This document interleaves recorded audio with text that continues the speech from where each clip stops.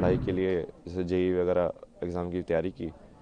तो तैयारी करने के बाद फिर मुंबई गए, आईटी मुंबई, एरोस्पेस इंजीनियरिंग। ऐसी चीज़ मुझे मिल जाए जो मैं करता रहूँ, बस मज़ा आता रहे, लाइफ चली जाए पूरी। ये मौत क्या होती है?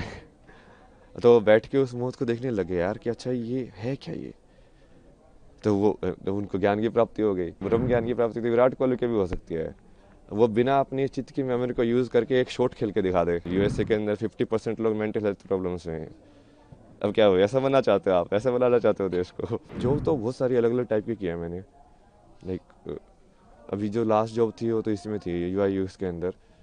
ये ऐप्स वगैरह डिज़ाइन करना, वेबसाइट डिज़ाइन करना, इसका फ्लो वगैरह डिज़ाइन करना।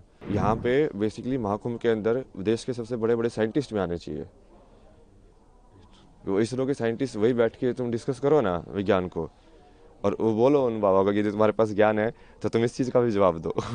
जैसे ये सवाल पहले मुझसे कुछ पूछा था ना, कहाँ से आए हो, तो उसको बहुत सारे जवाब देता था मैं। कभी बोलता था कैलाश से आया हूँ, कभी बोलता था मैं कुंड से आया हूँ, कभी बोलता था कि यहाँ से आया हूँ। बट फिर मुझे समझ में आया कि ये जो आप जो पूछ रहे हो उसके हिसाब से दो। ये पूछ रहे हैं कि हाँ अभी इस शरीर का जन्म कहाँ से हुआ है। तो हाँ, उसका वो तो हरियाणा में जन्म है मेरा। हरियाणा में झज्जर जो ज़िला है, तो स्कूलिंग वगैरह वहाँ से हुई। फिर उसके बाद पढ़ाई के लिए जैसे जेई वगैरह एग्ज़ाम की तैयारी की। तो तैयारी करने के बाद फिर मुंबई गए, IT Mumbai, aerospace engineering. Aerospace engineering के बाद वही उसको ऐसे समझ में आया कि ये आधा अधूरा ही है, कि इससे तुमको क्या मिलेगा। मतलब ठीक है, पैसे तो मिल जाएंगे, बट वो क्या तुम वो वाली चीज़ पूरी लाइफ भर कर सकते हो क्या सेम? अब वो लाइफ भर यदि नहीं कर सकते हो मतलब तुम उब जाओगे उस चीज़ से।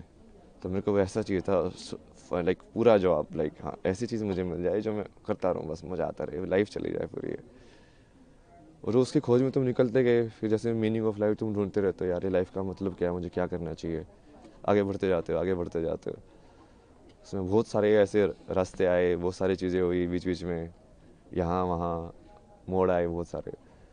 धीरे धीरे आके फिर तुमको वही फाइनली वही तुम ऐसे ही देखते हो कि जो होना होता है वो वैसे ही होता है। तो वैसे ही हुआ, सत्य तक पहुंचा मैं जैसे भी पहुंचा। लड़खड़ा के भटक भटक के।